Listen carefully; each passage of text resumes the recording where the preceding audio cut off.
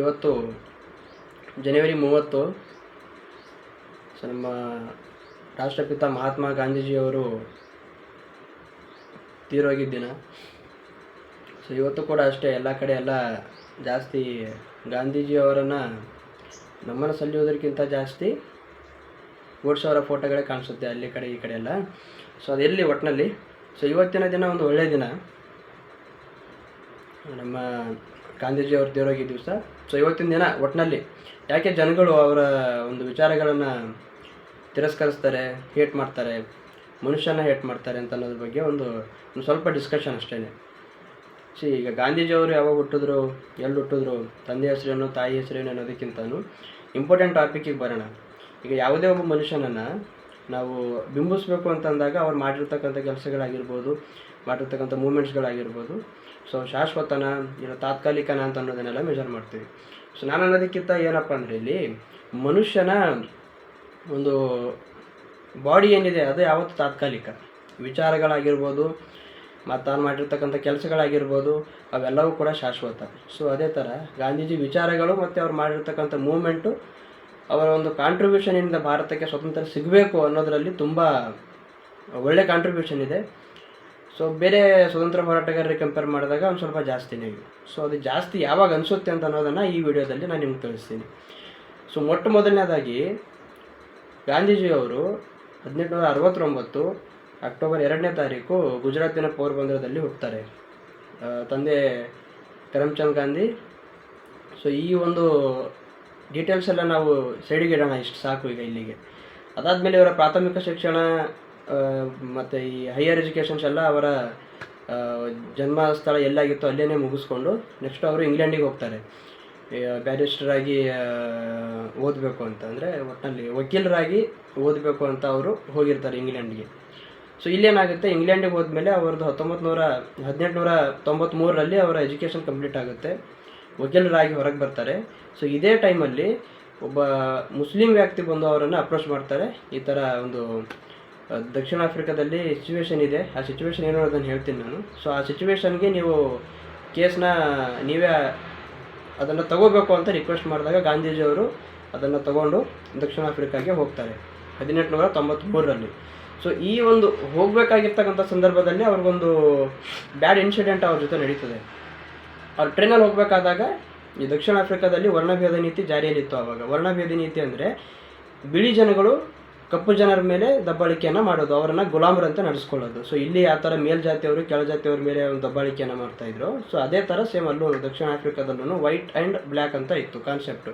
So ಈ ಬಿಳಿ ಜನಾಂಗದವರೆಲ್ಲ ಕರಿ ಜನಾಂಗದವ್ರ ಮೇಲೆ ಅತ್ಯಾಚಾರ, ದಬ್ಬಾಳಿಕೆ, ಗುಲಾಮಗಿರಿನೆಲ್ಲ ಮಾಡಿಸ್ತಾಯಿದ್ರು. ಸೊ ಈಗ ಗಾಂಧೀಜಿಯವರು ಹೋಗಬೇಕಾದಾಗ ಏನಾಗ್ತದೆ, ಇವರು ಇಂಡಿಯನ್ಸ್ ಅಂತ ಗೊತ್ತಿದ್ದಂಗೆ ಅವ್ರ ಮೇಲೆ ಆ ಒಂದು ದಬ್ಬಾಳಿಕೆಯನ್ನು ಮಾಡೋದು ಸ್ಟಾರ್ಟ್ ಮಾಡ್ತಾರೆ. ಅವರನ್ನು ಟ್ರೈನಿಂದ ಇಳಿಸ್ಬಿಡ್ತಾರೆ.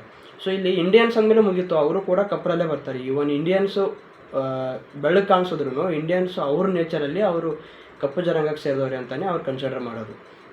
ಸೊ ಅವರನ್ನು ಹೊರಗಡೆ ತಳ್ಳಿದ ಮೇಲೆ ಮತ್ತೆ ಬೇರೆಯವರೆಲ್ಲ ಬಂದು ಅವರೊಬ್ಬ ರೆಸ್ಪೆಕ್ಟೆಡ್ ಪರ್ಸನ್ ಅಂತ ಏನು ಮಾಡ್ತಾರೆ, ಸಪ್ರೇಟ್ ಒಂದು ಬೋಗಿನಲ್ಲಿ ಕೂರಿಸ್ಬಿಟ್ಟು ಅಲ್ಲಿ ಅವ್ರಿಗೆ ರೀಚ್ ಮಾಡಿಸ್ತಾರೆ. ಸೊ ಹೋಗ್ತಿದ್ದಂಗೆ ಗಾಂಧೀಜಿಯವರು ಈ ಒಂದು ವಿಚಾರದ ಬಗ್ಗೆ ತುಂಬ ಅವರ ಒಂದು ನೋವನ್ನು ವ್ಯಕ್ತಪಡಿಸ್ತಾರೆ. ಸೊ ಇದೇ ಸಮಯದಲ್ಲಿ ಅವರು ಬೇರೆ ಈ ಆಗಿರ್ತಕ್ಕಂಥ ಇನ್ಸಿಡೆಂಟ್ಸನ್ನು ಬಿಟ್ಟು ಬೇರೆ ಇನ್ಸಿಡೆಂಟ್ಸ್ಗಳನ್ನ ಕನ್ಸಿಡರ್ ಮಾಡಿದಾಗ ಅವು ತುಂಬ ಎದ್ದು ಕಾಣಿಸುತ್ತೆ. ಸೊ ಈಗ ದಕ್ಷಿಣ ಆಫ್ರಿಕಾದಲ್ಲೆಲ್ಲ ಏನು ಮಾಡ್ತಾಯಿದ್ರು ಜನಗಳು, ಇಂಡೆಂಚರ್ಡ್ ಲೇಬರ್ ಅನ್ನೋ ಥರ ಒಂದು ಅಗ್ರಿಮೆಂಟನ್ನು ಸೈನ್ ಮಾಡಿಕೊಂಡು ಅಲ್ಲಿ ಶುಗರ್ ಕೇನ್ ಅಂದರೆ ಕಬ್ಬು ಅಂತ ಏನು ಬೆಳಿತೀವಿ ಅದನ್ನು ಪ್ಲಾಂಟೇಷನ್ಸ್ಗಾಗಿ ಹೊರಟಿರ್ತಾರೆ ನಮ್ಮ ಭಾರತೀಯರು ದಕ್ಷಿಣ ಆಫ್ರಿಕಾಗೆ. ಸೊ ಇದು ಇಂಡೆಂಚರ್ಡ್ ಲೇಬರ್ಸ್ ಅಂದರೆ ಏನಪ್ಪ, ಇಷ್ಟು ವರ್ಷಗಳ ಕಾಲ ಇವ್ರು ಕೆಲಸ ಮಾಡಲೇಬೇಕು, ಅದೊಂಥರ ಅಗ್ರಿಮೆಂಟ್ ಇದ್ದಂಗೆ.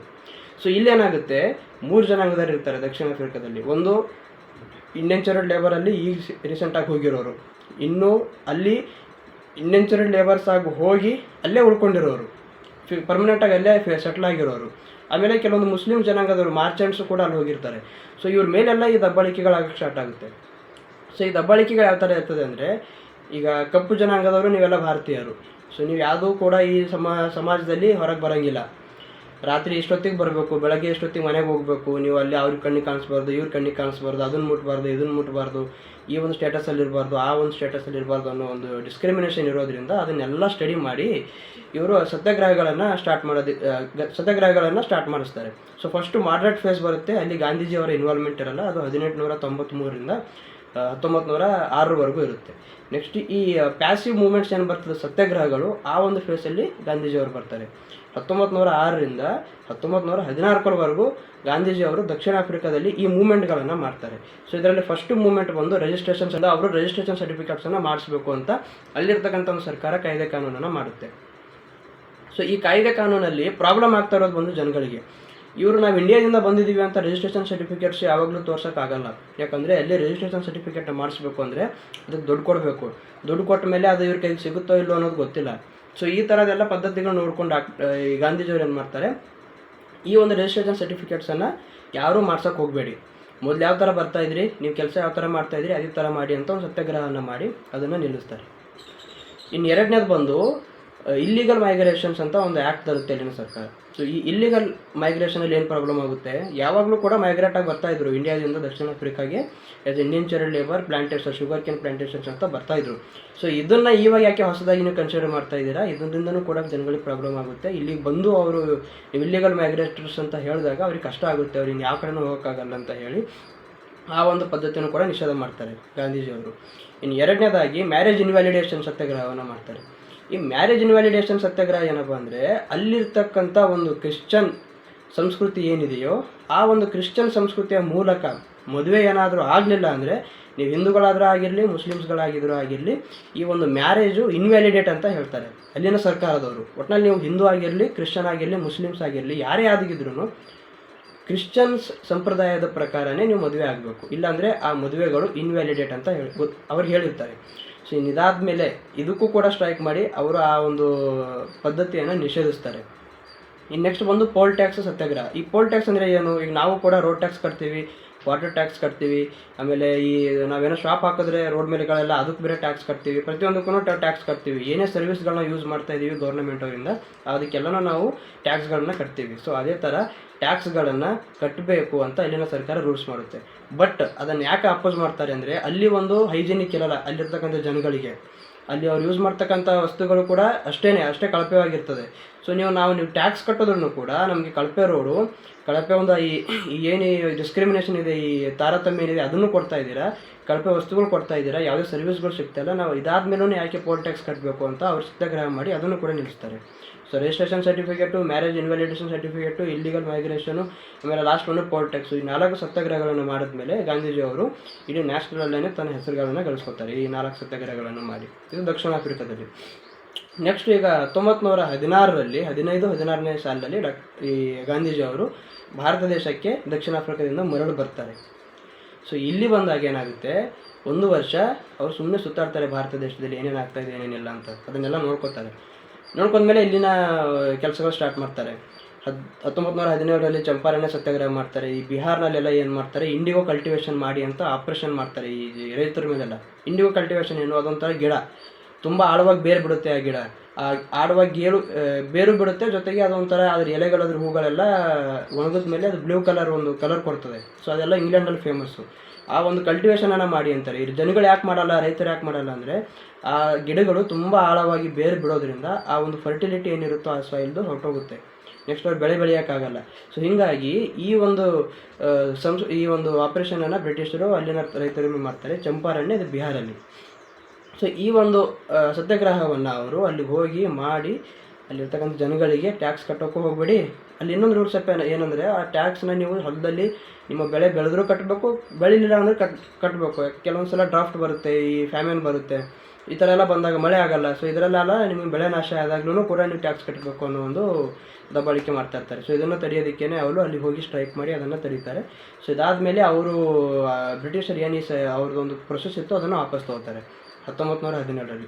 ಇನ್ನು 1918ರಲ್ಲಿ ಅಹಮದಾಬಾದ್ನಲ್ಲಿ ಒಂದು ಮೀಲ್ ಸ್ಟ್ರೈಕ್ನ ಆರ್ಗನೈಸ್ ಆಗುತ್ತೆ. ಅಲ್ಲಿ ಆ ಟೈಮಲ್ಲಿ ಪ್ಲೇಗ್ ಬಂದಿರುತ್ತೆ 1917-18ನೇ ಸಾಲಲ್ಲಿ. ಈ ಪ್ಲೇಗ್ ಬಂದಾಗ ಅಲ್ಲಿರ್ತಕ್ಕಂಥ ಮೀಲ್ ಓನರ್ ಏನಿರ್ತಾರೋ ಅವರು ವರ್ಕರ್ಸ್ಗಳಿಗೆ ಬೋನಸ್ ಕೊಡಬೇಕಾಗಿತ್ತು, ಅದನ್ನು ನಿಲ್ಲಿಸ್ತಾರೆ. ಪ್ಲಸ್ ಸ್ಯಾಲ್ರಿನಲ್ಲಿ ಹೈಕ್ ಮಾಡಲ್ಲ. ಸ್ಯಾಲ್ರಿನಲ್ಲಿ ಹೈಕ್ ಏನಕ್ಕೆ ಅಂತಂದರೆ ಈ ಒಂದು ಎಕನಾಮಿಕ್ ನನಗೆ ಲಾಸ್ ಆಗಿದೆ, ಹಾಗಾಗಿ ನಂಗೆ ಮಾಡಲ್ಲ ಅಂತ ಕೂತಿರ್ತಾರೆ. ಜನಗಳು ಏನು ಮಾಡ್ತಾರೆ, 50% ಹೈಕ್ ಆಗಲೇಬೇಕು ಸ್ಯಾಲ್ರಿನಲ್ಲಿ ಅಂತಾರೆ. ಒಂದು 10,000 ಸ್ಯಾಲ್ರಿ ಇತ್ತು ಅಂತಂದರೆ 50% ಹೈಕ್ ಅಂದರೆ 5,000 ಬಂತು, 15,000 ಸ್ಯಾಲ್ರಿ ಆಗಬೇಕು ಅಂತ ಹೇಳ್ತಾರೆ.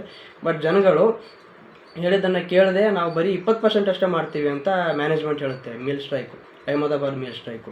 ಸೊ ಇಲ್ಲಿ ಏನಾಗುತ್ತೆ, ಗಾಂಧೀಜಿಯವ್ರಿಗೆ ಗೊತ್ತಾಗುತ್ತೆ. ಗಾಂಧೀಜಿಯವ್ರು ಒಂದು ಸ್ಟ್ರೈಕ್ ಮಾಡ್ತಾರೆ 1917ರಲ್ಲಿ ಸ್ಟ್ರೈಕ್ ಮಾಡಿ ಅವರು ಆ ಒಂದು ಏನು ಹೈಕ್ ಇದೆಯೋ ಅದನ್ನು 35ಕ್ಕೆ ತರ್ತಾರೆ. ಈ ಕಡೆ ಜನಗಳದು ಬೇಡ, ಈ ಮ್ಯಾನೇಜ್ಮೆಂಟು ಬೇಡ. ಸೊ ಸೆಂಟ್ರಲ್ ತಂದು ನಿಲ್ಲಿಸಿರ್ತಾರೆ 35ಕ್ಕೆ.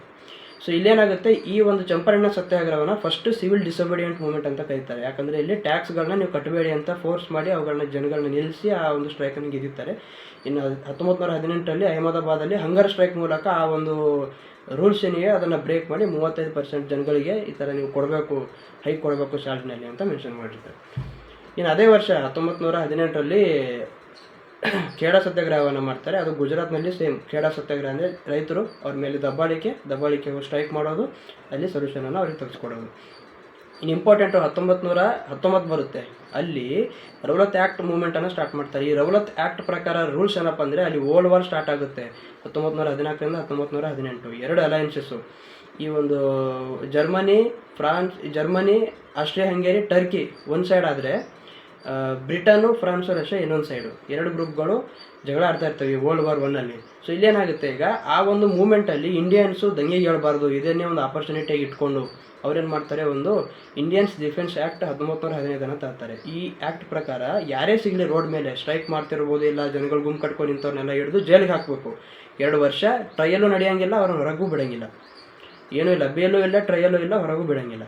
ಸೊ ಈ ಒಂದು ಏನು ಆ್ಯಕ್ಟ್ ಆಗಿತ್ತು ಇದನ್ನು ಅಪೋಸ್ ಮಾಡಿದ್ದು ಈ ನಮ್ಮ ಗಾಂಧೀಜಿಯವರು. ಸೊ ಇಲ್ಲೇನಾಗುತ್ತೆ, ಈ ಒಂದು ಆ್ಯಕ್ಟಲ್ಲಿ ಒಂದು ಸ್ವಲ್ಪ ಅವರು ಮೈನರ್ ಚೇಂಜಸ್ಗಳನ್ನು ಮಾಡ್ಕೊತಾರೆ ಬ್ರಿಟಿಷರು. ಸೊ ಇದ್ರ ಜೊತೆಗೆ ತುಂಬ ಇಂಪಾರ್ಟೆಂಟ್ ಇವಾಗ ಹೇಳ್ತಾ ಇರೋ ಸತ್ಯಾಗ್ರಹ ಬಂದು ಖಿಲಾಫತ್ ಮೂಮೆಂಟ್, ಖಿಲಾಫತ್ ಅಂತ ಏನು ಕರಿತೀವಿ. ಈ ಖಿಲಾಫತ್ ಮೂಮೆಂಟನ್ನು ಯಾಕೆ ಮುಸ್ಲಿಮ್ಸ್ ಅವ್ರು ಆರ್ಗನೈಸ್ ಮಾಡಿದ್ಮೇಲೆ ಇವ್ರು ಯಾಕೆ ಅವ್ರನ್ನ ಕೋಪ್ರೇಟ್ ಮಾಡಿದ್ರು ಗಾಂಧೀಜಿಯವರು ಅನ್ನೋದು ಒಂದು ವಿಶೇಷ. ಇಲ್ಲೇನಾಗುತ್ತೆ, ಈ ಫಸ್ಟ್ ವರ್ಲ್ಡ್ ವಾರಲ್ಲಿ ಬ್ರಿಟನ್ನು, ಫ್ರಾನ್ಸು, ರಷ್ಯಾ ಇನ್ನೊಂದು side, Germany, Austria Hungary, Turkey ಒಂದು ಸೈಡು. ಈ ಟರ್ಕಿನಲ್ಲಿ ಏನಿರುತ್ತೆ, ಆವಾಗ ಈ ನಮ್ಮ 1453ರಲ್ಲಿ ಅಟೋಮನ್ ಟರ್ಕರು ಕಾನ್ಸ್ಟಾಂಟಿನೋಪಲ್ನ ವಶಪಡಿಸ್ಕೋತಾರಲ್ಲ, ಅವ್ರದ್ದೇ ರೂಲ್ ಇರುತ್ತೆ ಅಲ್ಲಿ. ಒಟ್ಟಿನಲ್ಲಿ ಟರ್ಕಿನಲ್ಲಿ ಅಟೋಮನ್ ಟರ್ಕರ್ ರೂಲ್ ಇರುತ್ತೆ, ಅವರು ಮುಸ್ಲಿಮ್ಸು. ಈ ಜಗತ್ತಲ್ಲಿರ್ತಕ್ಕಂಥ ಎಲ್ಲ ಮುಸ್ಲಿಮ್ಸು ಆ ಟರ್ಕಿನಲ್ಲಿ ಇರ್ತಕ್ಕಂಥ ಏನು ಮುಸ್ಲಿಮ್ಸ್ ಇದ್ದಾರೋ ಅವರನ್ನೆಲ್ಲ ಅವರು ರಿಲಿಜಿಯಸ್ ಹೆಡ್ ಅಂತಲೇ ಟ್ರೀಟ್ ಮಾಡ್ತಿರ್ತಾರೆ. ಸೊ ಅಲ್ಲೇನಾಗುತ್ತೆ, ಬ್ರಿಟಿಷರು ಟರ್ಕಿ ಮೇಲೆ ಅಟ್ಯಾಕ್ ಮಾಡಿ ಟರ್ಕಿಯನ್ನು ಗೆದ್ದಾಗ ಅಟೋಮನ್ ಟರ್ಕರು ಸೋತುವಾಗ ಅವರು ಇರ್ತಕ್ಕಂಥ ಜಾಗದ ಮೇಲೆಲ್ಲ ಅಕ್ವೈರ್ ಮಾಡಬೇಕಾದಾಗ ಇಲ್ಲಿರ್ತಕ್ಕಂಥ ಇಂಡಿಯನ್ ಮುಸ್ಲಿಮ್ಸು ಕೂಡ ಅದಕ್ಕೆ ರಿಯಾಕ್ಟ್ ಮಾಡ್ತಾರೆ. ಇಡೀ ಜಗತ್ತಲ್ಲೇ ಆ ಬೆಂಕಿ ಹತ್ಕೊಂಡಿಟ್ಟಿರ್ತದೆ, ಮುಸ್ಲಿಮ್ಸ್ ಮೇಲೆ ಈ ಥರ ಎಲ್ಲ ಬ್ರಿಟಿಷರು ಹೋಗಿ ದಾಳಿ ಮಾಡಿ ಗೆದ್ದು ಏನೇನೋ ಆಪರೇಷನ್ಸ್ ಮಾಡ್ತಿದ್ದಾರೆ ಅವ್ರ ಮೇಲೆ ಅಂತ. ಸೊ ಅವಾಗ ಏನು ಮಾಡ್ತಾರೆ, ಮೊಹಮ್ಮದ್ ಅಲಿ ಮತ್ತು ಶೌಕತ್ ಅಲಿ ಈ ಒಂದು ಖಿಲಾಫತ್ ಈ ಒಂದು ಕಮಿಟಿಯನ್ನು ಫಾರ್ಮ್ ಮಾಡಿದಾಗ ಈ ಥರ ಸತ್ಯಾಗ್ರಹವನ್ನು ಮಾಡಬೇಕು ಅಂತ ಹೇಳಿದಾಗ ಗಾಂಧೀಜಿಯವರಿಗೆ ಅಪ್ರೋಚ್ ಆಗುತ್ತೆ ಈ ವಿಷಯ. ಆಗ್ತಿದ್ದಂಗೆ ಅವ್ರೇನು ಮಾಡ್ತಾರೆ, ಒಂದು ಸಿವಿಲ್ ನಾನ್ ಕೋಆಪರೇಷನ್ ಮೂವ್ಮೆಂಟನ್ನು ಸ್ಟಾರ್ಟ್ ಮಾಡ್ಬೋದು ಇದ್ರ ಜೊತೆನೆ ಅಂತ ಒಂದು ಪ್ಲ್ಯಾನ್ ಮಾಡ್ತಾರೆ. ಅಂದರೆ ಹಿಂದೂ ಬರ್ತಾರೆ, ಮುಸ್ಲಿಮ್ಸು ಬರ್ತಾರೆ, ಒಂದು ರಿಲಿಜಿಯಸ್ ಹಾರ್ಮೋನಿನೂ ಸಿಗುತ್ತೆ. ಪ್ಲಸ್ ಈ ಮೂಮೆಂಟಿಂದ ಬ್ರಿಟಿಷರಿಗೆ ಒಂದು ಸ್ವಲ್ಪ ಮೂಮೆಂಟಿಂದ ಅವ್ರಿಗೆ ಸ್ವಲ್ಪ ತಟ್ಟುತ್ತೆ ಅನ್ನೋ ಒಂದು ಮನಸ್ಥಿತಿ ಅವ್ರದ್ದು. ಹಾಗಾಗಿ ಅವ್ರು ಏನು ಮಾಡ್ತಾರೆ, ಖಿಲಾಫತ್ ಪ್ಲಸ್ ನಾನ್ ಕೋಆಪರೇಷನ್ ಮೂವ್ಮೆಂಟ್ ಎರಡೂ ಒಂದೇ ಸಲ ಎಟ್ ಎ ಟೈಮು 1920ರಲ್ಲಿ ಏನು ಮಾಡ್ತಾರೆ, ಅವರು ಸ್ಟಾರ್ಟ್ ಮಾಡ್ತಾರೆ. ಇಲ್ಲೇನಾಗುತ್ತೆ, ಈ ಒಂದು ಮೂಮೆಂಟ್ಗಳನ್ನ ಫೆಬ್ರವರಿ 5, 1922ರಲ್ಲಿ ಅದನ್ನು ವಾಪಸ್ ಹೋಗಬೇಕಾಗುತ್ತೆ. ಯಾಕಂದರೆ ಇಲ್ಲಿ ಚೌರಿ ಚೌರ ಘಟನೆ ಏನು ನಡೀತದೆ ಉತ್ತರ ಪ್ರದೇಶದಲ್ಲಿ, ಜನಗಳನ್ನ ಸುಟ್ಟಾಕ್ತಾರೆ. ನಮ್ಮ ಜನಗಳು, ಭಾರತ ದೇಶದ ಜನಗಳು ದಂಗೆ ಎದ್ದು ಬ್ರಿಟಿಷ್ ಪೊಲೀಸ್ ಏನು ಸ್ಟೇಷನ್ ಇರುತ್ತೋ ಅದ್ರ ಮೇಲೆ ದಾಳಿ ಮಾಡಿ ಸುಟ್ಟು 22 ಜನಗಳನ್ನ ಸಾಯಿಸ್ತಾರೆ. ಸೊ ಇದರಿಂದ ನಾನ್ ವೈಲೆಂಟ್ ಆಯಿತು ಅಂತ ಗಾಂಧೀಜಿಯವರು ಏನು ಮಾಡ್ತಾರೆ, ಈ ಒಂದು ಸತ್ಯಾಗ್ರಹನ ವಾಪಸ್ ತಗೋತಾರೆ. ಯಾವುದು, ನಾನ್ ಕೋಆಪರೇಷನ್ ಮೂಮೆಂಟು. ಸೊ ಇಲ್ಲೇ ಬಂದು ಗಾಂಧೀಜಿಯವರಿಗೆ ಜನಗಳು ಹೇಟ್ ಮಾಡೋದಕ್ಕೆ ಸ್ಟಾರ್ಟ್ ಮಾಡ್ತಾರೆ. ಯಾಕಂದರೆ ಈ ಒಂದು ಮೂಮೆಂಟು ಚೆನ್ನಾಗಿ ಹೋಗ್ತಾ ಇರ್ತದೆ ಒಂದು ದಾರಿನಲ್ಲಿ, ಬ್ರಿಟಿಷರು ಇದಕ್ಕೆ ತುಂಬ ಭಯ ಬೀಳ್ತಾ ಇರ್ತಾರೆ. ಅಷ್ಟರಲ್ಲಿ ಈ ಒಂದು ಸಿಂಪಲ್ ವಿಷಯ ಇಟ್ಕೊಂಡು ಗಾಂಧೀಜಿಯವರು ಈ ಒಂದು ಮೂಮೆಂಟನ್ನು ವಾಪಸ್ ತೊಗೊಂಡ್ರಲ್ಲ, ನಾವು ಇಷ್ಟು ಕಷ್ಟಪಟ್ಟಿದ್ದು ಹಾಳಾಯ್ತಲ್ಲ ಅನ್ನೋ ಒಂದು ಪರಿಸ್ಥಿತಿ ಬಂದ್ಬಿಡುತ್ತೆ ಜನಗಳು ತಲೆಯಲ್ಲಿ. ಸೊ ಇದರಿಂದ ಏನಾಯ್ತಾರೆ, ಜನಗಳು ತುಂಬ ದುಃಖಕ್ಕೊಳಗಾಗಿ ಗಾಂಧೀಜಿಯವ್ರ ಮೇಲೆ ಒಂದು ಸ್ವಲ್ಪ ಅಸಮಾಧಾನವನ್ನು ವ್ಯಕ್ತಪಡಿಸ್ತಾರೆ. ಸೊ ಇದು ಒಂದು ಫಸ್ಟ್ ರೀಸನ್ನು. ಈಗ ಇದಾದ ಮೇಲೆ ಈಗ ಗಾಂಧಿ ಹಿಡಿದು ಜೈಲಿಗೆ ಹಾಕ್ತಾರೆ, 2 ವರ್ಷ ಜೈಲಿಗೆ ಹಾಕ್ತಾರೆ. 2 ವರ್ಷ ಜೈಲಿಗೆ ಆದಾಗ ಜನಗಳು ತುಂಬ ದಂಗೆ ಹೇಳ್ತಾರೆ ಮತ್ತೆ ಜಾಸ್ತಿ. ಸೊ ಬ್ರಿಟಿಷರಿಗೆ ಏನು ಗೊತ್ತಾಗುತ್ತೆ, ಗಾಂಧೀಜಿ ನಾನ್ ವೈಲೆನ್ಸು. ಸೊ ಇವ್ರು ಹೊರಗಡೆ ಹೋದರೆ ಜನಗಳನ್ನೆಲ್ಲ ನಾನ್ ವೈಲೆಂಟ್ ಆಗಿರಬೇಡಿ ಅಂತ ಹೇಳ್ತಾರೆ ಅನ್ನೋ ಒಂದು ರೀಸನ್ ಇಟ್ಕೊಂಡು ಅವ್ರನ್ನ ಬೇಗನೆ ರಿಲೀಸ್ ಮಾಡ್ತಾರೆ. ಗಾಂಧೀಜಿಯವರು ಕೂಡ 4-5 ವರ್ಷ ಯಾವುದೇ ಸತ್ಯಾಗ್ರಹದಲ್ಲಿ ಪಾಲ್ಗೊಳ್ಳಲ್ಲ, ಬಟ್ ಅಧಿವೇಶನಗಳು ಮಾಡ್ತಾ ಇರ್ತಾರೆ. 1924ರಲ್ಲಿ ಕಾಂಗ್ರೆಸ್ ಅಧಿವೇಶನ ಬೆಳಗಾವಿನಲ್ಲಿ ನಡೀತದೆ ಕರ್ನಾಟಕದಲ್ಲಿ. ಅದು ಮೊಟ್ಟ ಮೊದಲ ಕಾಂಗ್ರೆಸ್ ಅಧಿವೇಶನ ನಮ್ಮ ಕರ್ನಾಟಕದಲ್ಲಿ. ಇದಕ್ಕೆ ಪ್ರೆಸಿಡೆಂಟ್ ಆಗಿ ನಮ್ಮ ಮಹಾತ್ಮ ಗಾಂಧೀಜಿಯವರು ಆಗಿರ್ತಾರೆ ಈ ಪ್ರೆಸಿಡೆಂಟು. 1928ರಲ್ಲಿ ಮತ್ತೆ ಇನ್ನೊಂದು ಸತ್ಯಾಗ್ರಹ, ತುಂಬ ವೆರಿ ಇಂಪಾರ್ಟೆಂಟ್ ಸತ್ಯಾಗ್ರಹ. ಇದು ಕೂಡ ಗುಜರಾತಲ್ಲೇ ನಡೀತದೆ. ಇದು ಬಾರ್ಡೋಲಿ ಸತ್ಯಾಗ್ರಹ. ಇಲ್ಲೂ ಕೂಡ ಸೇಮ್ ರೈತರು ಅವ್ರ ಮೇಲೆ ಟ್ಯಾಕ್ಸ್ ಕಟ್ಟಿ ಅಂತ ದಬ್ಬಾಳಿಕೆ, ಈ ದಬ್ಬಾಳಿಕೆ ತೆಗೆದಾಕಬೇಕು ಅಂತ Mahatma Gandhiji plus one of the important and leader of this movement is Sardar Vallabhbhai Patel. So ಇವರನ್ನು ಈ ಒಂದು ಸತ್ಯಾಗ್ರಹದಲ್ಲಿ ಅವರು ಜನಗಳು ಏನು ಸೇರಿಸ್ತಾರೆ, ಸರ್ದಾರ್ ಅಂತ ಸೇರಿಸ್ತಾರೆ. ಸೊ ಆವಾಗಿಂದನೇ ಸರ್ದಾರ್ ವಲ್ಲಭಾಯ್ ಪಟೇಲ್ ಅಂತ ಅವ್ರಿಗೆ ಹೆಸರು ಬಂತು. ತುಂಬ ಸಲ ಕ್ವಶನ್ಸ್ ಕೇಳಿರ್ತಾರೆ ಎಕ್ಸಾಮಲ್ಲಿ, ಯಾವ ಸತ್ಯಾಗ್ರಹದಿಂದ ವಲ್ಲಭಾಯ್ ಪಟೇಲ್ ಅವರಿಗೆ ಸರ್ದಾರ್ ಅನ್ನೋ ಹೆಸರು ಬಂತು ಅಂತ. ಅದು ನಮ್ಮ ಜನಗಳಿಂದನೇ ಬಂದಿರುತ್ತೆ ಅವರಿಗೆ ಆ ಒಂದು ಮೂಮೆಂಟಲ್ಲಿ. ಇದಾದ ಮೇಲೆ ಕರೆಕ್ಟಾಗಿ 2 ವರ್ಷಕ್ಕೆ ಅವ್ರೇನು ಮಾಡ್ತಾರೆ, ಗಾಂಧೀಜಿ ಈ ಥರದ್ದೆಲ್ಲ ಜಾಸ್ತಿ ಆಯಿತು, ಈ ಸಾಲ್ಟ್ ಮೇಲೂ ಟ್ಯಾಕ್ಸ್ ಕಟ್ತಾರೆ, ಪೋಲ್ ಟ್ಯಾಕ್ಸು ಕಟ್ಟಬೇಕು, ಸ್ಟ್ಯಾಂಪ್ ಡ್ಯೂಟಿ ಟ್ಯಾಕ್ಸು ಕಟ್ಟಬೇಕು, ಎಲ್ಲನೂ ಮಾಡಬೇಕಲ್ಲ ಅಂತ ಅವ್ರೇನು ಮಾಡ್ತಾರೆ, ಇದನ್ನಲ್ಲಿ ಇದೊಂಥರ ದಬ್ಬಾಳಿಕೆಯನ್ನು ನಾನು ತಡಿಬೇಕು ಅಂತ 1930ರಲ್ಲಿ ತುಂಬ ಇಂಪಾರ್ಟೆಂಟ್ ಸತ್ಯಾಗ್ರಹ, ಇದು ಉಪ್ಪಿನ ಸತ್ಯಾಗ್ರಹವನ್ನು ಸ್ಟಾರ್ಟ್ ಮಾಡ್ತಾರೆ. ಇದು ಬಂದು ಮಾರ್ಚ್ 12ನೇ ತಾರೀಕು 1930ರಲ್ಲಿ ಸಬರಮತಿ ಆಶ್ರಮ ಅದರಿಂದ ಸ್ಟಾರ್ಟ್ ಆಗಿ ಏಪ್ರಿಲ್ 6ನೇ ತಾರೀಕು, ಮಾರ್ಚ್ 12, 1930ರಿಂದ ಏಪ್ರಿಲ್ 6ನೇ ತಾರೀಕು 1930ರವರೆಗೂ ನಡೀತದೆ. 24 ದಿನ ಡೈಲಿ ಏನು ಮಾಡ್ತಾರೆ, 10 ಮೈಲಿಗಳು ನಡೀತಾರೆ. 10 ಮೈಲಿ ಅಂದರೆ ಅದು ಇಂಟು 1.6 ಮಾಡಿದಾಗ ಕಿಲೋಮೀಟ್ರಿಗೆ ಕನ್ವರ್ಟ್ ಆಗುತ್ತೆ.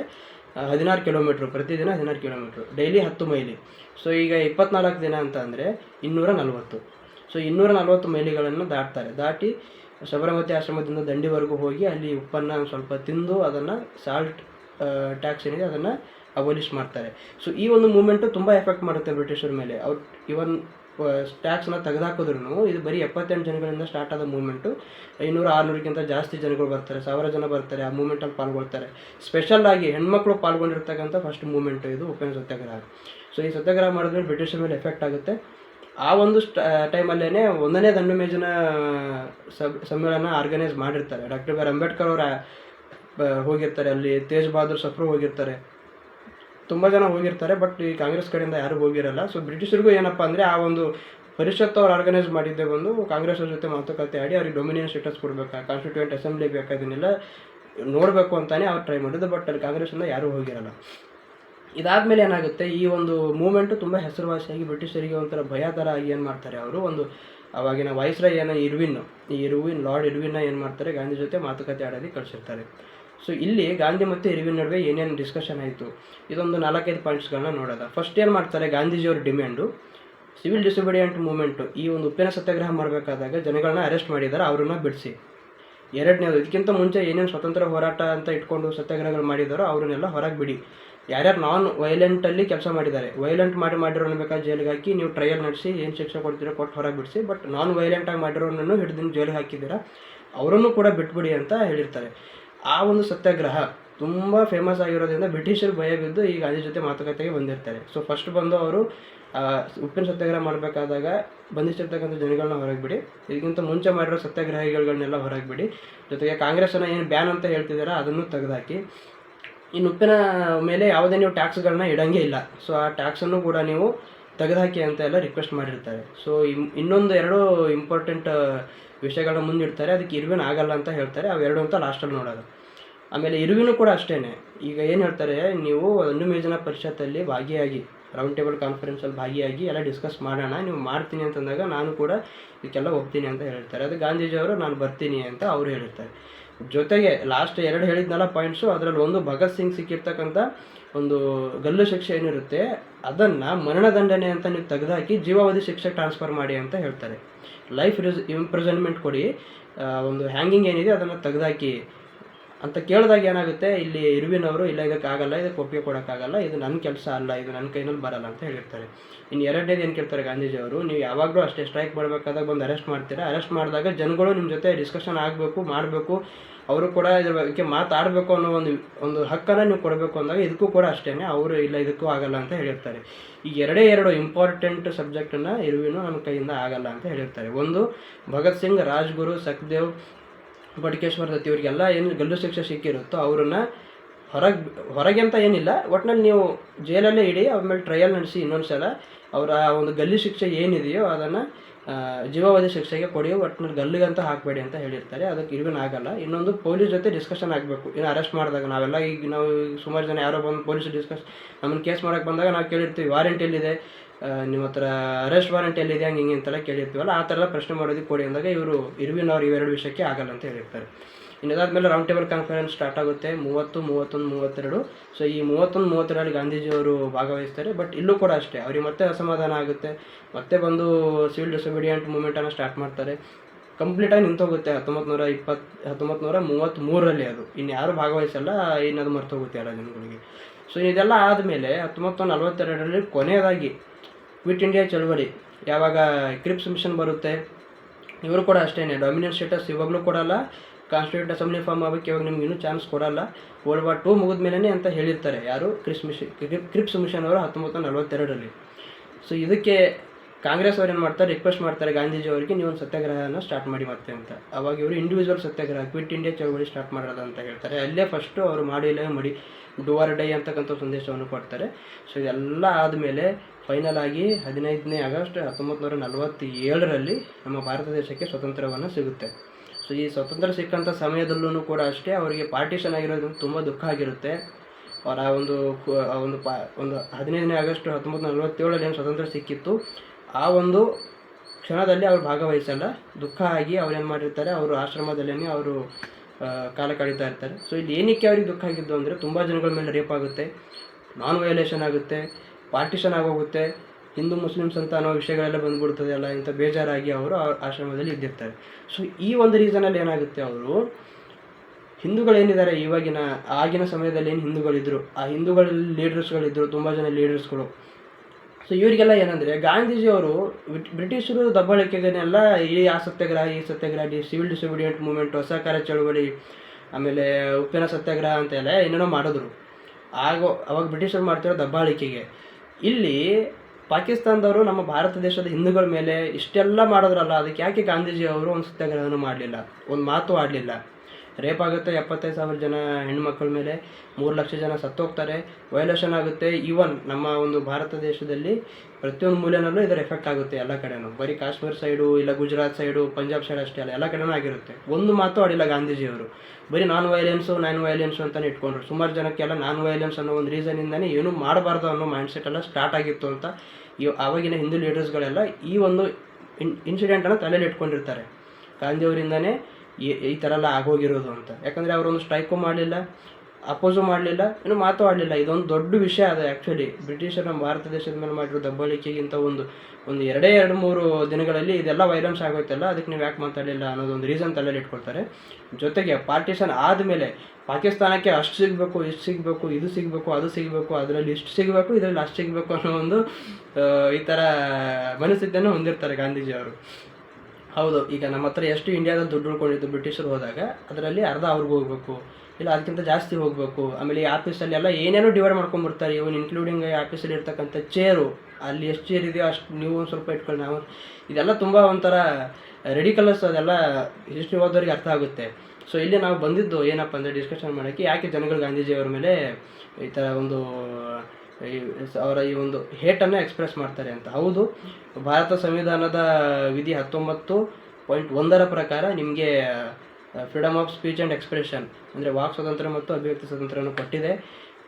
You are free to hate anybody. So if you want, ನಿಮಗೆ ಯಾರ ವಿರುದ್ಧನಾದರೂ ಅಸಮಾಧಾನ ಬೇಕು ಅಂತಂದರೆ ಪಡಿಸ್ಬೋದು. ಬಟ್ ಆವಾಗ ಸ್ವತಂತ್ರ ಭಾರತದ ಸಂವಿಧಾನ ರೆಡಿಯಾಗಿರಲಿಲ್ಲ. ಇವಾಗ ರೆಡಿಯಾಗಿದೆ. Even you are now also free, you can express your hate towards anybody. Okay, so ಆ ಟೈಮಲ್ಲಿ ಕೂಡ ಅಷ್ಟೇ, ಭಾರತ ದೇಶದಲ್ಲಿ ಈ ಥರ ಎಲ್ಲ ಪರಿಸ್ಥಿತಿ ನಡೆದಾಗಲೂ ಇವರು ಏನೂ ಸ್ಟ್ರೈಕ್ ಮಾಡಿಲ್ಲ. ಇನ್ನೇನು ನಮ್ಮ ಬ್ರಿಟಿಷರಿಗೆ ಸ್ವಲ್ಪ ಬಿಸಿ ಮುಡ್ತಾ ಇತ್ತು ಆ ಟೈಮಲ್ಲಿ 1922ರಲ್ಲಿ ಅಸಹಕಾರ ಚಳವಳಿಯನ್ನು ವಾಪಸ್ ತೊಗೊಂಡ್ರು. ಆಮೇಲೆ ಈ ನಮ್ಮ ವೈಲೇಷನ್ ಏನಾಗಿತ್ತು, ಪಾರ್ಟಿಷನ್ ಆಫ್ ಇಂಡಿಯಾ ಆದಾಗ ಅವಾಗೆಲ್ಲ ಮಾತಾಡಿಲ್ಲ ನೀವು. ಆಮೇಲೆ ಸ್ಪೆಷಲಿ ಭಗತ್ ಸಿಂಗ್ ಅವ್ರನ್ನ ನೀವು ಉಳಿಸ್ಕೋಬೇಕಾಗಿತ್ತು, ನೀವು ಟ್ರೈ ಮಾಡಲಿಲ್ಲ. 3 ಒಂದು ಅಸಹಕಾರ ಚಳವಳಿ ವಾಪಸ್ ತೊಗೊಂಡಿದ್ದು, ಇನ್ನೊಂದು ಭಗತ್ ಸಿಂಗ್ ಅವ್ರನ್ನ ಕಾಪಾಡ್ಬೋದಾಗಿತ್ತು ನಾವು ನಿಮ್ಮಿಂದ, ಬಟ್ ನೀವು ಮಾಡಲಿಲ್ಲ. ಸುಭಾಷ್ ಚಂದ್ರ ಬೋಸ್ ಜೊತೆ ಇದ್ದಕ್ಕಂಥ ಅಸಮಾಧಾನ. ಇನ್ನು ಲಾಸ್ಟ್ ಒಂದು ಬಂದು ಅವರ ವಿಚಾರಗಳು. ಇಲ್ಲೇನಾಗುತ್ತೆ ನೋಡಿ, ಗಾಂಧೀಜಿಯವರ ವಿಚಾರಗಳೆಲ್ಲ ಐಡಿಯಲಿಸ್ಟಿಕ್ ವಿಚಾರಗಳು. ನಮ್ಮ ಸುಭಾಷ್ ಚಂದ್ರ ಬೋಸು, ನೆಹರೂಜಿ ಎಲ್ಲರದು ಕೂಡ ಪ್ರಾಕ್ಟಿಕಲ್ ರಿಯಲ್ ಐಡಿಯಾಲಜೀಸು. ಪ್ರಾಕ್ಟಿಕಲ್ ಮತ್ತು ಐಡಿಯಲ್ ವಿಚಾರಗಳಿಗೆ ಏನು ವ್ಯತ್ಯಾಸ ಇದೆ ನೋಡಿ. ಐಡಿಯಲಿಸ್ಟಿಕ್ ವಿಚಾರಗಳಂತಂದರೆ ಯಾವಾಗಲೂ ಸಂಭವಿಸೋದಕ್ಕೆ ಸಾಧ್ಯನೇ ಇಲ್ಲ ಆ ಥರದ್ದುಗಳ. ಇವಾಗ ಏನು ಹೇಳ್ತಾರೆ, ಮಿಲಿಟ್ರಿ ಇರಬಾರ್ದು. ಗಾಂಧೀಜಿಯವರು ಹೇಳೋದು ಮಿಲಿಟ್ರಿ ಇರಬಾರ್ದು, ಪೊಲೀಸ್ ಇರಬಾರ್ದು, ಕೇಂದ್ರ ಸರ್ಕಾರ ಇರಬಾರ್ದು, ರಾಜ್ಯ ಸರ್ಕಾರ ಇರಬಾರ್ದು, CM PM ಯಾರೂ ಇರಬಾರ್ದು, ವೆಸ್ಟರ್ನೈಜೇಷನ್ ಇರಬಾರ್ದು, ಮಷಿನ್ಸ್ಗಳು ಇರಬಾರ್ದು, ಜನಗಳು ಬರೀ ಚರಕನ ಓಡಿಸ್ತಾನೆ ಇರಬೇಕು. ಅದರಿಂದನೇ ಹ್ಯಾಂಡಿಕ್ರಾಫ್ಟು, ಆರ್ಟಿಸನ್ಸ್ ಏನೇನು ಅವ್ರಿಗೆಲ್ಲ ಹಾಳಾಗಿ ಹೋಗಿತ್ತು ಹಿಂದೆ ಬ್ರಿಟಿಷರು ಬಂದಾಗ, ಅದೆಲ್ಲ ಮತ್ತೆ ವಾಪಸ್ ಬರಬೇಕು. ಮಷಿನ್ಸ್ಗಳು ಇರಬಾರ್ದು, ಪೊಲೀಸ್ ಇರಬಾರ್ದು, ಮಿಲಿಟ್ರಿ ಇರಬಾರ್ದು, ಸರ್ಕಾರಗಳು ಇರಬಾರ್ದು, ಕ್ಲಾಸ್ಲೆಸ್ ಸೊಸೈಟಿ ಆಗಿರಬೇಕು ಅನ್ನೋ ವಿಚಾರ ಇವ್ರದ್ದು. ಸೊ ಈಗ ಯಾವುದೋ ಒಂದು ದೇಶ ಬಂದು ಯುದ್ಧ ಮಾಡೋಕ್ಕೆ ನಮ್ಮ ಮೇಲೆ ಬಂದಾಗ ಅಫ್ಕೋರ್ಸ್ ನಮಗೆ ಮಿಲಿಟ್ರಿ ಬೇಕೇ ಬೇಕು. ದೇಶದ ಒಳಗಡೆ ಜನಗಳೇನಾದರೂ ದಂಗೆ ಗೆದ್ದಾಗ ಪೊಲೀಸ್ ಅವ್ರನ್ನ ಕಂಟ್ರೋಲ್ ಮಾಡೋದಕ್ಕೆ ಪೊಲೀಸ್ ಬೇಕೇ ಬೇಕು. ಜನಗಳಿಗೋಸ್ಕರ ಜನರಿಗಾಗಿ ಮಾತಾಡಬೇಕು ಅಂತಂದಾಗ ನಮಗೆ ನಮ್ಮ ರಾಜಕೀಯ ನಾಯಕರು ಬೇಕೇ ಬೇಕು. ಸೊ ಇವೆಲ್ಲ ಇಲ್ಲದೇ ಯಾವ ಥರ ದೇಶ ನಡೆಸ್ಕೊಂಡು ಹೋಗ್ಬೋದು. ಸೊ ಈ ಥರದ ವಿಚಾರಗಳನ್ನೆಲ್ಲ ಜನಗಳಿಗೆ ಅಸಮಾಧಾನ ತರಿಸುತ್ತೆ. ಸೊ ಇದನ್ನೇ ರೀಸನಾಗಿ ಇಟ್ಕೊಂಡು 1948 ಜನವರಿ 30ರಂದು ನಾಥೂರಾಮ್ ಗೋಡ್ಸೆ ಅವರು ಬಂದು ಬುಲೆಟಿಂದ ಫೈರ್ ಮಾಡಿ ಗಾಂಧೀಜಿ ಅವರನ್ನು ಕೊಲ್ತಾರೆ. ಸೊ ಅದಾದಮೇಲೆ ಅವರಿಗೆ ನೇಣಾಗುತ್ತೆ. ನೇಣಾದ್ಮೇಲೆ ನೇಣಿಗೆ ಹಾಕ್ತಾರೆ. ಸೊ ಅವಾಗಲೂ ತುಂಬ ಜನ ಹೋಗಿ ಕೇಳ್ತಾರೆ, ಈ ಒಂದು ನಿಮ್ಮ ಗಲ್ಲು ಶಿಕ್ಷೆ ಏನಿದೆಯೋ ಅದನ್ನು ಜೀವಾವಧಿ ಶಿಕ್ಷೆಗೆ ತಗೊಳ್ಳಿ ಅಂತ ಇವನು ಸ್ಪೆಷಲಿ ಹೇಳ್ತಾರೆ. ಅಂಬೇಡ್ಕರ್ ಅವರು ಕೂಡ ಕಾನೂನು ಮಂತ್ರಿ ಆಗಿದ್ದಾಗ ಈ ಥರ ಈ ಒಂದು ನಿಮ್ಮ ಗಲ್ಲು ಶಿಕ್ಷೆನ ಜೀವಾವಧಿ ಶಿಕ್ಷೆಗೆ ಪರಿವರ್ತಿಸಬಹುದು ಅಂತ ಕೇಳಿರ್ತಾರೆ. ಬಟ್ ಒಟ್ಟಿನಲ್ಲಿ ಫಿಕ್ಸ್ ಆಗಿರ್ತಾರೆ ನಾಥೂರಾಮ್ ಗೋಡ್ಸೆ ಅವರು, ನಾನು ಸೈಲೇಬೇಕು, ನಾನು ಮಾಡಿರೋ ಕೆಲಸ ನನಗೆ ಸಂತೃಪ್ತಿ ಕೊಟ್ಟಿದೆ, ನನ್ನನ್ನು ನೇಣಿಗೆ ಹಾಕಿದಾಗ ನೇಣಿನಲ್ಲಿ ನಾನು ಕಾಣಿಸೋದಕ್ಕಿಂತನೂ ಗಾಂಧೀಜಿಯವರ ಅಹಿಂಸೆನೇ ನೇತಾಡ್ತಾ ಇದೆ ಇಲ್ಲಿ, ಅವರ ಅಹಿಂಸೆನೂ ಸತ್ತೋಯ್ತು ಅಲ್ಲಿಗೆ ಅನ್ನೋ ಒಂದು ವಿಚಾರವನ್ನು ನಾನು ಜನಗಳಿಗೆ ಕೊಡಬೇಕು ನನ್ನಿಂದ. ಹಾಗಾಗಿ ನಾನು ಗಲ್ಲಿಗೆ ಸೇರಲೇಬೇಕು ಅಂತ ಅವರು ಗಲ್ಲಿಗೆ ಓನಾಗಿ ಅವರೇ ಒಂದು ಆಲ್ರೆಡಿ ಎಲ್ಲ ಟ್ರಯಲ್ಸ್ ನಡೆದು ಶಿಕ್ಷೆ ಆಗಿರುತ್ತೆ. ಸೊ ಅದನ್ನು ಜನಗಳು ಕೇಳಿದಾಗ ಈ ಥರ ನನ್ನ ಮೇಲೆ ಕಳಕಳೆ ಮಮತೆನೆಲ್ಲ ನೀವು ತೋರಿಸೋದಕ್ಕೆ ಹೋಗಬೇಡಿ, ನನ್ನನ್ನು ಗಲ್ಲಿಗೆ ಹಾಕಿದಾಗ ನಾನು ಬಾಡಿಯಲ್ಲಿ ನೇತಾಡ್ತಾಯಿದೆ ಅನ್ನೋದಕ್ಕಿಂತನೂ ಗಾಂಧೀಜಿಯವರ ಅಹಿಂಸೆ ಅನ್ನೋದೇ ನೇತಾಡ್ತಾಯಿದೆ ಅನ್ನೋದನ್ನು ಜನಗಳಿಗೆ ಗೊತ್ತಾಗಬೇಕು ಅನ್ನೋ ಒಂದು ಕಾನ್ಸೆಪ್ಟ್ ನಂದಿದೆ. ಹಾಗಾಗಿ ದಯವಿಟ್ಟು ಯಾರೂ ಕೂಡ ಇದನ್ನು ಮಾಡೋದಕ್ಕೆ ಹೋಗಬೇಡಿ ಈ ಥರ ಅಂತ ಹೇಳಿರ್ತಾರೆ. ಸೊ ಇಷ್ಟೇ ನಡೆದಿದ್ದು. ಬಟ್ ಸೀರಿಯಸ್ ಆಗಿ ನೋಡೋಕ್ಕಂತ ಬಂದರೆ ಅಲ್ಲೂ ಮಾಡಿರ್ತಕ್ಕಂಥ 4-5 ದಕ್ಷಿಣ ಆಫ್ರಿಕಾದಲ್ಲಿ ಮಾಡಿರ್ತಕ್ಕಂಥ 4-5 ಸತ್ಯಾಗ್ರಹಗಳಾಗಿರ್ಬೋದು, ಇಲ್ಲಿ ಬಂದಮೇಲೆ ಮಾಡಿರೋ 7-8 ಸತ್ಯಾಗ್ರಹಗಳಾಗಿರ್ಬೋದು, ಇದನ್ನೆಲ್ಲ ಕನ್ಸಿಡರ್ ಮಾಡಿ ನೋಡಿದಾಗ ಮನುಷ್ಯನನ್ನು ಯಾವತ್ತೂ ಮನುಷ್ಯ ಅಂತ ದ್ವೇಷ ಮಾಡಬಾರ್ದು. ಸೊ ಅವ್ರ ವಿಚಾರಗಳನ್ನು ದ್ವೇಷ. ಸೊ ವಿಚಾರಗಳಲ್ಲೂ ಅಷ್ಟೇ, ಕೆಲವೊಂದು ಜನ ಅದನ್ನು ತೊಗೋತಾರೆ, ಕೆಲವೊಂದು ಜನ ಅದನ್ನು ತೊಗೊಳ್ಳಲ್ಲ. ಸೊ ಹಂಗಂತ ಈಗ ಡಾಕ್ಟರ್ BR ಅಂಬೇಡ್ಕರ್ ಅವರಿಗೆ ಆಗಿರ್ತಕ್ಕಂಥ ಮೋಸ ಗಾಂಧೀಜಿ ಅವರಿಂದ ಅದನ್ನು ತಲೆಯಲ್ಲಿಟ್ಕೊಂಡು ಅವರ ಜನಗಳನ್ನ ತೊಗೊಂಡು ಇಲ್ಲ ಯಾರನ್ನೂ ಎತ್ತುಕಟ್ಟಿ ಏನೋ ಮಾಡಿಸ್ಬೋದಾಗಿತ್ತು. ಬಟ್ ಆದರೂ ಕೂಡ ಅಷ್ಟೇ, ಈ ಜನ ಗಾಂಧೀಜಿಯವರು ಕೂಡ ಆವಾಗ ನಮ್ಮ ದೇಶಕ್ಕೆ ಬೇಕಾಗಿತ್ತು. ಅದಾದಮೇಲೆ ಅಂಬೇಡ್ಕರ್ ಅವರು ಬೇಕಾಗಿದ್ದರು, ನೆಹರೂಜಿನೂ ಬೇಕಾಗಿದ್ದರು, ಸುಭಾಷ್ ಚಂದ್ರ ಬೋಸು ಬೇಕಾಗಿದ್ದರು, ಭಗತ್ ಸಿಂಗು ಬೇಕಾಗಿದ್ದರು, ಎಲ್ಲರೂ ಬೇಕಾಗಿದ್ದರು. ಬಟ್ ನಮಗೆ ಅದ್ರ ಜೊತೆ ಸ್ವತಂತ್ರನೂ ಬೇಕಾಗಿತ್ತು. ಆಲ್ರೆಡಿ ಬ್ರಿಟಿಷರು ಒಡೆದು ಆಳುವ ನೀತಿಯಿಂದ ಎಲ್ಲರನ್ನೂ ಡಿವೈಡ್ ಮಾಡಿ 200 ವರ್ಷಗಳ ಕಾಲ ಆಳ್ವಿಕೆ ಮಾಡಿದ್ರು. ಸೊ ಅದು ಯಾವಾಗಲೂ ಒಟ್ಟಿಗೆ ಆಗಿ ನಮ್ಮ ಮಹಾರಾಜರು ಏನಾಗಿದ್ದರು ಆವಾಗಿನ ಸಮಯದಲ್ಲಿ ಅವರೇ ಮಾಡ್ಬೋದಿತ್ತು. ಇವಾಗ ನಮ್ಮ ಮೈಸೂರಿನ ಒಂದು ಸಂಸ್ಥಾನ ಏನಿತ್ತು ಅದ್ರ ಮೇಲೆ ಕೂಡ ದಾಳಿ ಮಾಡೋದಕ್ಕೆ ಬಂದಾಗ ಬ್ರಿಟಿಷರು, ಮರಾಠರು, ನಿಜಾಮರು ಇವರೆಲ್ಲ 3 ಜನ ಒಂದಾಗಿಯೇ ಬಂದು ಹೈದರಾಲಿ ಮೇಲೆ ದಾಳಿ ಮಾಡ್ತಾಯಿದ್ರು ಯಾವಾಗಲೂ. ಕರ್ನಾಟಕ ಆಂಗ್ಲೋ ಮೈಸೂರು ಯುದ್ಧ ಆಯ್ತಲ್ಲ ಆ ಸಮಯದಲ್ಲಿ. ಸೊ ಅದನ್ನೇ ಟಿಪ್ಪು ಆಗಿರ್ಬೋದು, ಹೈದರಾಲಿ ಆಗಿರ್ಬೋದು, ಇಲ್ಲ ಮರಾಠರು ಆಗಿರ್ಬೋದು, ನಿಜಾಮರು, ಇವ್ರು 3 ಜನನೂ ಸೇರಿಕೊಂಡು ಬ್ರಿಟಿಷರ ಮೇಲೆ ಯುದ್ಧ ಮಾಡಿದಾಗ ಸೊ ಅವ್ರು ಆಲ್ಮೋಸ್ಟ್ ಆವಾಗಲೇ ಓಡೋಗ್ತಾಯಿದ್ರು. ಯಾಕಂದರೆ ಮೊದಲನೇ ಆಂಗ್ಲೋ ಮೈಸೂರು ಯುದ್ಧದಲ್ಲಿ ಆಲ್ಮೋಸ್ಟ್ ಬ್ರಿಟಿಷರು ಸೋತೇ ಹೋಗಿದ್ರು. ಮದ್ರಾಸ್ ಒಪ್ಪಂದ ಆಗೋಯ್ತು ಆಮೇಲೆ. ಸೊ ಹೈದರಾಲಿಯಾಗಿ ಒಬ್ಬರೇ ಸೋಲಿಸ್ತಾರೆ ಅಂದಮೇಲೆ ನಿಜಾಮರು, ಮರಾಠರು ಬಂದಾಗಲೂ ಕೂಡ ಅಷ್ಟೇ, ಬ್ರಿಟಿಷರು ಓಡೋಗ್ಬೋದಿತ್ತು. ಬಟ್ ಒಡೆದಾಳುವ ನೀತಿಯಿಂದ ಎತ್ತು ಕಟ್ತಿದ್ರಲ್ಲ ಒಬ್ಬರು ವಿರುದ್ಧ ಒಬ್ಬರು ಬ್ರಿಟಿಷರು, ಆ ಒಂದು ಕ್ಯಾರೆಕ್ಟರ್ಸ್ದಿಂದಾನೇ 250 ವರ್ಷಗಳ ಕಾಲ ನಮ್ಮನ್ನು ಆಳಿದ್ರು. ಅದಾದಮೇಲೆ ಬಂದಿರತಕ್ಕಂಥ ಎಲ್ಲ ನಮ್ಮ ಸ್ವತಂತ್ರ ಹೋರಾಟಗಾರರ ಒಂದು ಪರಿಶ್ರಮದಿಂದ ಸ್ವತಂತ್ರ ಭಾರತವಾಗಿ ಹೊರಬಂತು. ಸೊ ಇದೇ ರೀಸನ್ನು, ಇದೇ ಒಂದು ಕಾನ್ಸೆಪ್ಟು, ಒಂದು ಅಸಹಕಾರ ಚಳವಳಿ ನಾವು ವಾಪಸ್ ತೊಗೊಂಡಿದ್ದು. ಭಗತ್ ಸಿಂಗ್ ಅವ್ರನ್ನ ಬಿಡಿಸ್ಕೋಬೇಕಾಗಿತ್ತು, ನೀವು ಮಾಡಿಲ್ಲ ಅನ್ನೋ ಒಂದು ಮನಸ್ಥಿತಿ ಆಗಿರ್ಬೋದು. ಆಮೇಲೆ ಸುಭಾಷ್ ಚಂದ್ರ ಬೋಸ್ ಅವ್ರ ಜೊತೆ ಆಗಿರ್ತಕ್ಕಂಥ ಕೆಲವೊಂದು ವಿಚಾರಗಳಲ್ಲಿ ಕೆಲವೊಂದು ಸಮಾಧಾನಗಳಾಗಿರ್ಬೋದು. ಆಮೇಲೆ ಪಾರ್ಟಿಷನ್ ಆದಾಗ ಅದ್ರ ಬಗ್ಗೆ ಆಡ್ದಂಗೆ ಸೈಲೆಂಟ್ ಆಗಿದ್ದು, ಆಮೇಲೆ ಪಾರ್ಟಿಷನ್ ಆದಮೇಲೆ ಅವ್ರಿಗೆ ಬೇಕಾಗಿರ್ತಕ್ಕಂಥದ್ದು ಕೊಡಿ, ನಮಗೆ ಬೇಕಾಗಿರ್ತಕ್ಕಂಥದ್ದು ಕೊಡಿ ಅಂತ ಅನ್ನೋ ಒಂದು ವಿಚಾರದಲ್ಲಿ ಗಾಂಧೀಜಿಯವ್ರು ಮಾತಾಡಿದ್ದೆಲ್ಲ ಹರ್ಟ್ ಆಗಿ ಸೊ ಈ ಒಂದು ಸಂದರ್ಭ ನಡೆದೋಗಿತ್ತು.